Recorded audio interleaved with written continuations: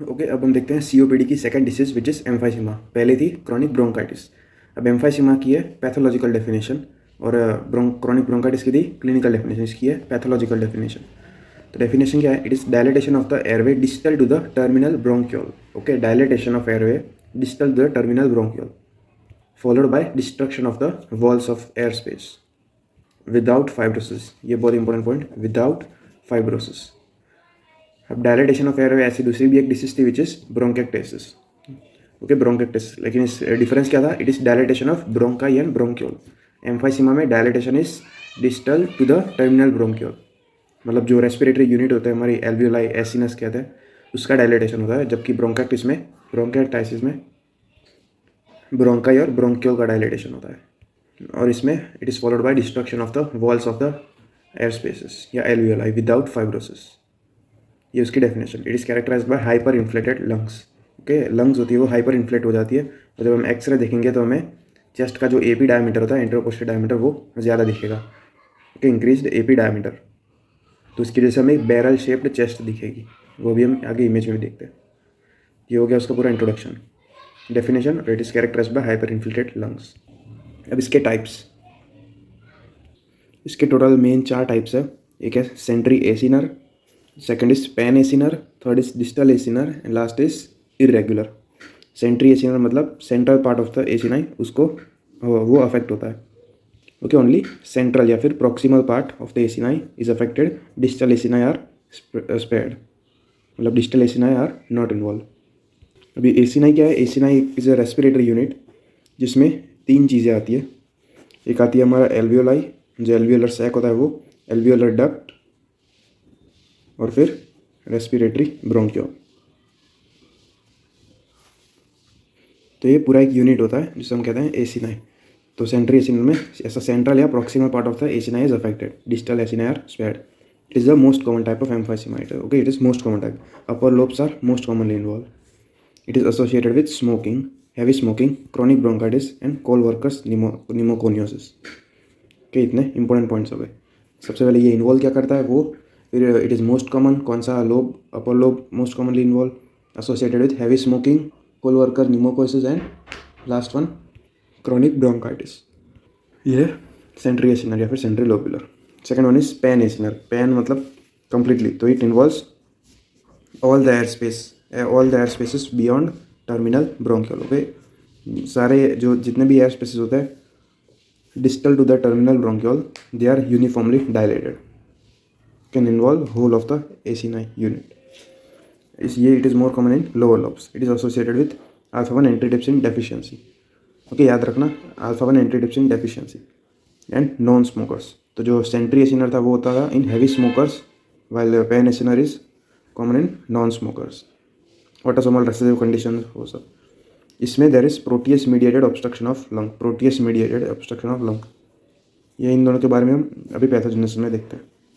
It is more common in younger age, ये more common था in slightly Elder as, और ये इन younger age. तो डिफरेंसेस याद रखना, ये स्मोकिंग में, ये नॉन स्मोकिंग में। It is associated with alpha 1 antitrypsin deficiency and protease mediated lung damage in young age, और ये इन ओल्ड एज। ये अपर लोब में कॉमन है, ये लोअर लोब में।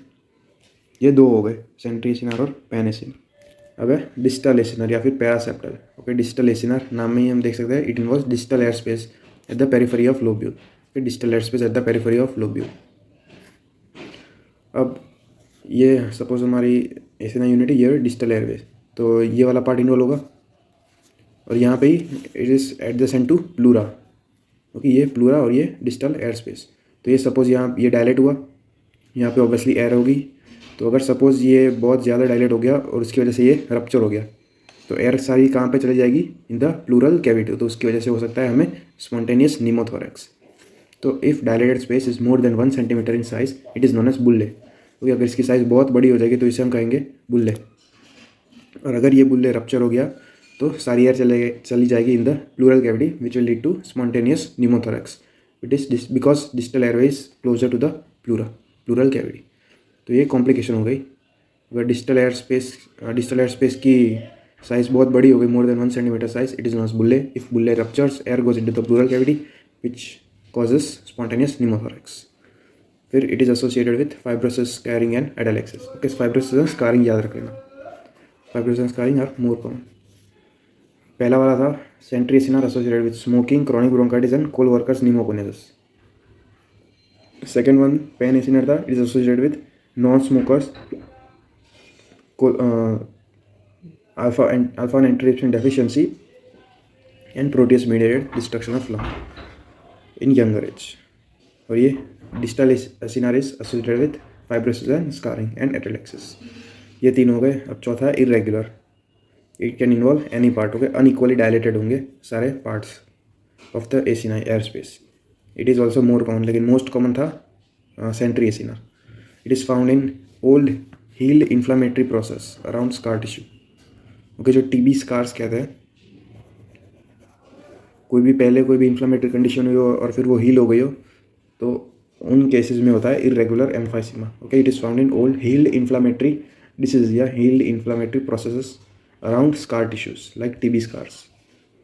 ये हो गया 4 types of emphysema: centriacinar, panacinar, distal acinar और इरेगुलर. अब इसकी पैथोजेनेसिस देखते हैं. तो पैथोजेनेसिस में क्या है? डायलेटेशन ऑफ एयरवे हो रहा है followed by destruction of walls of the airway. अब नॉर्मली होता क्या है, हमारे बॉडी में प्रोटीएज या फिर इलास्टेस एंजाइम प्रेजेंट होता है जो क्या करता है, which causes destruction of alveolar wall. Okay, normally protease और इलास्टेस प्रेजेंट होता है which cause destruction of alveolar wall. लेकिन प्रोटीएज और इलास्टेस, अब ये तो अच्छी बात नहीं है डिस्ट्रक्शन ऑफ एल्वियोलर वॉल हमारे लिए, तो इसकी वजह से प्रोटीएज और इलास्टेस दोनों एक ही है, अलग अलग नाम है. तो प्रोटीएज को चेक में कौन या फिर इनहिबिट कौन करता है? It is inhibited by anti protease या फिर alpha 1 antitrypsin. Okay, protease is inhibited by anti protease नाम है या फिर अल्फा 1 एंटीट्रिप्सिन. तो एक बहुत इंपॉर्टेंट एंजाइम होता है to prevent destruction of alveolar wall. तो हमने कॉज में अभी देखा था, अल्फा 1 एंटीट्रिप्सिन की डेफिशिएंसी होगी तो प्रोटीएज को कोई इनहिबिट करने वाला नहीं होगा और वो क्या करेगा फिर? Destruction of alveolar wall. तो ये दिया हुआ यहाँ पे अल्फा 1 एंटीट्रिप्सिन, उसकी डेफिशिएंसी होगी तो प्रोटीएज बढ़ जाएगा which will cause destruction of alveolar wall. ये एक पैथोजेनेसिस हो गई. अब दूसरी इटियोलॉजी थी स्मोकिंग. तो टोबैको या स्मोकिंग करते होंगे जो लोग, और टोबैको और स्मोकिंग से क्या होता है, बॉडी में रिएक्टिव ऑक्सीजन स्पीशीज उसकी जो कॉन्सेंट्रेशन होती है या उसका लेवल होता है वो बढ़ जाता है बॉडी में. क्योंकि रिएक्टिव ऑक्सीजन स्पीशीज जो फ्री रेडिकल्स होता है, तो ये क्या करता है, अल्फा 1 एंटीट्रिप्सिन या फिर एंटी प्रोटीएज को इनएक्टिवेट कर देता है. तो उसकी वजह से प्रोटीएज फिर से बढ़ जाएगा और फिर से वो it will cause destruction of alveolar wall. ये थी उसकी पैथोजेनेसिस. यहाँ पे भी देख सकते हो alveolar wall integrity is maintained by anti protease और anti elastase, the alpha 1 antitrypsin and second one is antioxidants. और ये रिएक्टिव ऑक्सीजन स्पीशीज ये एंटीऑक्सीडेंट्स को भी इनएक्टिवेट कर देगी या फिर डिस्ट्रॉय कर देगी. तो ये हमारी नॉर्मली प्रेजेंट होता है, लेकिन जब ये एब्सेंट होंगे, इनकी डेफिशिएंसी होगी या फिर ये डिस्ट्रॉयड हो गए होंगे, तो क्या होगा, प्रोटीएस को कोई इनहिबिट करने वाला नहीं होगा तो प्रोटीएस की एक्शन बढ़ जाएगी. It will be released more during inflammation and it will cause destruction of alveolar wall. ये प्रोटीएस रिलीज कब होता है? It is release during inflammation, लेकिन it is destroyed by anti protease या अल्फा 1 एंटीट्रिप्सिन. तो therefore it prevents proteolytic destruction of alveolar wall. तो hopefully ये pathogenesis समझ आ गई हो. मेन स्टार्ट कहाँ से हो रहा है? अल्फा 1 एंटीट्रिप्सिन डेफिशिएंसी से, और दूसरा है टोबैको और स्मोकिंग से. और अल्टीमेटली क्या lead, it will lead to destruction of alveolar wall. अब alpha 1 antitrypsin deficiency it is characterised by 3 या 4 कंडीशंस. एक है पैन एसिनर एम्फाइसीमा जो हमने देखा था, पैन एसिनर एम्फाइसीमा, फिर liver cirrhosis, vasculitis and bronchitis. Okay, तो ये 4 डिसीज प्रेजेंट हो सकती है in case of alpha 1 antitrypsin deficiency. Panacinar emphysema, liver disease, liver cirrhosis, फिर blood disease which is vasculitis, blood vessel disease, फिर है bronchitis. तो ये उसकी इटियोपैथोजेनेसिस हो गई. अब ये एक कॉन्सिक्वेंसेस दिए हुए हैं ये 2 पॉइंट में. इसमें क्या हो रहा था, हमारे डिस्ट्रक्शन ऑफ इलास्टिक फाइबर्स होगा, डिस्ट्रक्शन ऑफ एल्वियोलर सेप्टा. तो डिस्ट्रक्शन ऑफ इलास्टिक फाइबर्स मतलब जो लंग्स की इलास्टिक रिकॉइल थी वो एबिलिटी लॉस हो जाएगी. There will be loss of elastic recoil of the lung. Elastic recoil नहीं होगा तो फिर एक्सपिरेशन नहीं हो सकता, तो एक्सपिरेशन में भी प्रॉब्लम आएगी which will cause air flow obstruction. फिर सेकेंड है destruction of alveolar septa. Alveolar septa present होता है बिटवीन एल्वियोलर वॉल एंड जो पल्मोनरी कैपिलरी बेड होती है जहाँ से गैस एक्सचेंज होता है, ऑक्सीजन एंड कार्बन डाइऑक्साइड. तो एल्वियोलर सेप्टा का डिस्ट्रक्शन होगा तो इसकी वजह से गैस एक्सचेंज भी कम हो जाएगा which will lead to hypoxia. तो ये कॉन्सिक्वेंसेज है. फिर अब देखते हैं clinical features. Main is dyspnoea और ब्रेथलेसनेस और शॉर्टनेस ऑफ ब्रेथ। फिर है cough, sputum which will contain mucus, weight loss, wheezing और ऑस्कुलेशन, वो सब। मोस्ट इंपॉर्टेंट है बैरल शेप्ड चेस्ट, ये बैरल शेप्ड चेस्ट। फिर अल्फा नाइट्रोजन डेफिशिएंसी में पैन एसिन और एम्फाइसिन होता है, वो देखा हमने। क्लिनिकल फीचर्स में dyspnoea, barrel shaped chest, fever, weight loss, वो सब general symptoms, cough and sputum और वीजिंग और ऑस्कुलेशन। फिर ये फिनोटाइप दिया हुआ है ऑफ अल्फा नाइट्रोजन डेफिशिएंसी, सिर्फ इतना नाम याद रखो, ZZ अलील। ओके, ZZ अलील होगा तो उसमें होता है अल्फा 1 एंटीट्रिप्सिन डेफिशिएंसी।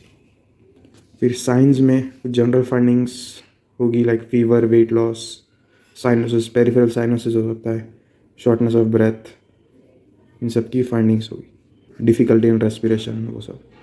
फिर रेस्पिरेटरी इन्फेक्शन हम करेंगे तो उसमें during inspiration there will be exaggerated tracheal descent. मतलब जब पेशेंट इंस्पिरेशन करेगा तो जो ट्रेकिया होता है वो ज़्यादा, मतलब more than normal it will descent, there will be exaggerated tracheal descent. तो पेशेंट का जो ट्रेकियल डिसेंट होता है वो कुछ ज़्यादा ही होता है, there is exaggerated tracheal descent which is known as Campbell sign. Plus there is in drawing of costal margin. Normally जब इंस्पिरेशन करते हो तो out drawing of costal margin होता है, मतलब जो रिब्स होती है वो बाहर की तरफ आती है, लेकिन इसमें अंदर की साइड जाएगी, there will be in drawing of costal margin. फिर ये सब है ऑन इंस्पिरेशन, कैंपबेल साइन और इन drawing of costal margin. Second, during expiration में हमें प्रोलॉन्ग्ड एक्सपिरेशन दिखेगा या फिर फोर्स्ड एक्सपिरेशन, मतलब इसमें एयर फ्लो ऑब्स्ट्रक्शन होगा, पेशेंट को एक्सपिरेशन में प्रॉब्लम होगी तो बहुत एफर्ट लगाना पड़ेगा पेशेंट को फॉर एक्सपिरेशन, और साथ में ग्रंटिंग साउंड भी देखने को मिलेगी। तो ये फाइंडिंग्स होगी रेस्पिरेटरी इंस्पेक्शन के दौरान। इंस्पिरेशन में कैंपबेल साइन और indrawing of costal margin, expiration में प्रोलॉन्ग्ड एक्सपिरेशन, फोर्स्ड एक्सपिरेशन और ग्रंटिंग साउंड। फिर other symptoms like patient will be tachypnoeic, okay, there will hypertrophy of accessory muscles of respiration, क्योंकि patient जो accessory muscles of respiration होती है उनका ज़्यादा use करेगा, क्योंकि उसमें पहले ही एक्सपिरेशन में ऑब्स्ट्रक्शन आ रही होती है, तो एक्सेसरी मसल्स ज़्यादा यूज़ होगी तो उसकी हाइपरट्रोफी हो जाएगी। Accessory muscle like sternocleidomastoid and skeletal muscles. फिर चेस्ट हमने अभी देखा, most important barrel shaped chest हो जाएगी, जिसमें एंट्रोपोस्टेरियर डायमीटर बढ़ जाएगा। ये हमें सिंपली इंस्पेक्शन में भी दिखेगी और एक्सरे में भी दिखेगी। फिर है Dahl sign which is patches of hyper pigmentation above knee, कि दाल साइन, इन सब के इमेजेस अभी देखेंगे।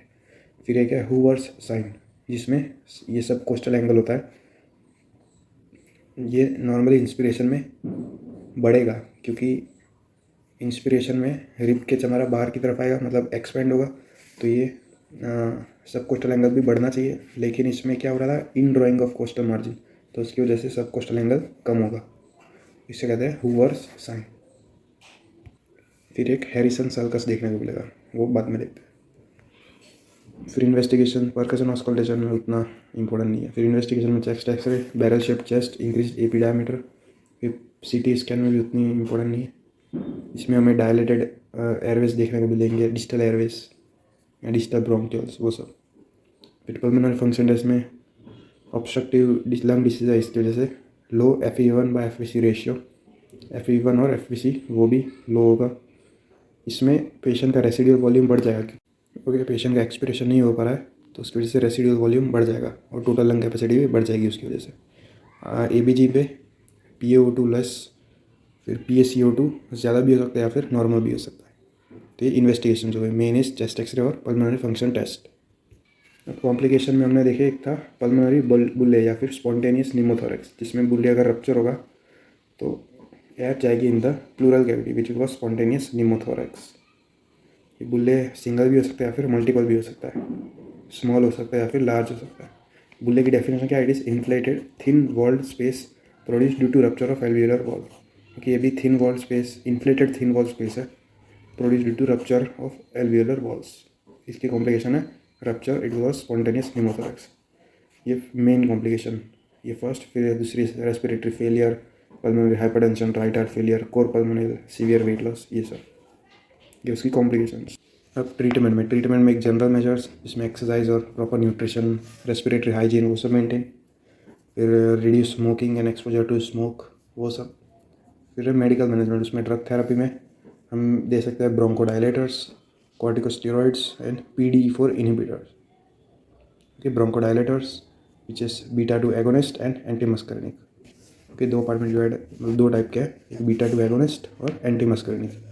बीटा 2 एगोनिस्ट शॉर्ट एक्टिंग और लॉन्ग एक्टिंग। वे short acting beta 2 agonist, long acting beta 2 agonist, SABA and लाबा।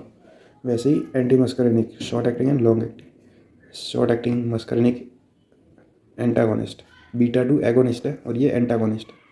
तो short acting muscarinic antagonist SAMA, और वैसे ही long acting muscarinic antagonist LAMA, SAMA और लामा और साबा और लाबा। फिर corticosteroids, they are contraindicated क्योंकि ये इम्यूनोसप्रेशन करते हैं और उसकी वजह से इन्फेक्शन बढ़ सकता है।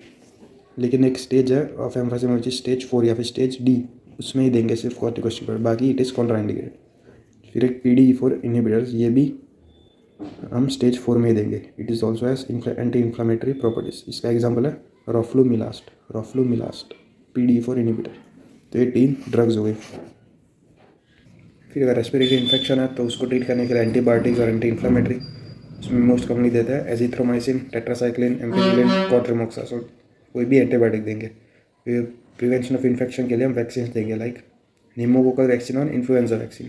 ओके, पॉलीवैलेंट निमोकोकल है, इन्फ्लुएंजा वैक्सीन। फिर उसके बाद सिम्टोमेटिक ट्रीटमेंट है, like anti mucolytic and anti tissues. फिर ऑक्सीजन थेरेपी भी देंगे ताकि पेशेंट को ऑक्सीजन लेवल मेंटेन रहे। अगर मेडिकल थेरेपी वर्क नहीं की तो फिर सर्जिकल थेरेपी, जिसमें लंग वॉल्यूम रिडक्शन सर्जरी या फिर लंग ट्रांसप्लांट, सिर्फ नाम याद रखना, लंग वॉल्यूम रिडक्शन सर्जरी और लंग ट्रांसप्लांट। अब एक इंपॉर्टेंट टॉपिक देखते हैं, वो है गोल्ड स्टेजिंग ऑफ COPD और गोल्ड स्टेजिंग। इसमें हमने COPD को 4 स्टेजेस में डिवाइड किया हुआ है बेस्ड ऑन FEV1। और अगर पेशेंट को COPD है कि नहीं है वो हम कैसे कंफर्म करेंगे, तो हम पोस्ट ब्रोंकियोडायलेटर, जब ब्रोंकियोडायलेटर देंगे तब उसकी जो रेस्पिरेटरी सिम्टम्स थे वो कम हो जाएंगे। तो पोस्ट ब्रोंकियोडायलेटर देने के बाद भी अगर FEV1/FVC ratio is less than 70%, तो हम कहेंगे कि पेशेंट को COPD है। Okay, after giving bronchodilator if FEV1/FVC ratio still remains less than 70%, तो हम कहेंगे कि इस पेशेंट को COPD है। तो एक तो हो गया criteria, FEV1/FVC ratio should be less than 70%। अब इसको हम 4 स्टेजेस में डिवाइड करेंगे, स्टेज 1, 2, 3, 4, या फिर गोल्ड 1, गोल्ड 2, गोल्ड 3 और गोल्ड 4। और इसमें हम सिर्फ FEV1 को देखेंगे। FEV1/FVC रेशियो एक तो हो गया, दूसरा हम देखेंगे स्टेजेस में डिवाइड करने के लिए सिर्फ FEV1 को। तो इसमें भी हम पोस्ट ब्रोंकोडायलेटर देंगे। अगर FEV1 remains more than 80%, is mild, 50 to 80% it is moderate, और GOLD 2। Mild is GOLD 1, moderate GOLD 2, 30 to 50% सीवियर COPD, and gold 3, less than 30% FEV1 it is very severe, and GOLD 4। तो ये staging होगी, gold staging of COPD। अब ये gold staging के ऊपर हम ट्रीटमेंट देंगे पेशेंट को, कौन से ड्रग्स देने हैं। तो हम 4 स्टेज को ये मैनर में लिख देंगे, group A, group B, group C and group D। अब यहाँ से हम जब A से C की तरफ जाएंगे तो इसमें पेशेंट के एग्जैसरबेशंस बढ़ेंगे। तो सपोज अगर एग्जैसरबेशंस बढ़ रहे हैं पेशेंट को, तो हम ग्रुप C या D की ट्रीटमेंट देंगे। लेकिन जब सिम्टम्स बढ़ रहे हैं पेशेंट के, तो हम ग्रुप A से ग्रुप B में जाएंगे। तो इस साइड जाता है तो सिम्टम्स बढ़ता है, इस साइड जाता है तो एग्जैसरबेशंस बढ़ता है। ये भी ट्रीटमेंट में वापस देखते हैं। तो सबसे पहले ग्रुप A से स्टार्ट करते हैं। तो ग्रुप A में there is mild symptoms and mild exacerbations, 0 या फिर 1। तो there is mild symptoms and mild exacerbations. तो इसमें हम कोई भी ब्रोंकोडायलेटर देंगे, साबा, सामा, लामा, कोई भी। वो भी अगर एक वर्क नहीं की तो फिर दूसरी ट्राई करेंगे। इसमें होगा, ये थी ग्रुप A की ट्रीटमेंट, एनी ब्रोंकोडायलेटर। और अब ग्रुप B में there are more symptoms and less exacerbation. Okay, इस साइड आएंगे तो more symptoms and less exacerbation, तो उसमें हम देंगे लामा, लाबा और लामा के दोनों में से कोई एक। फिर भी अगर ट्रीट नहीं हो रहा तो फिर दोनों को कंबाइन करेंगे, लाबा एंड लामा।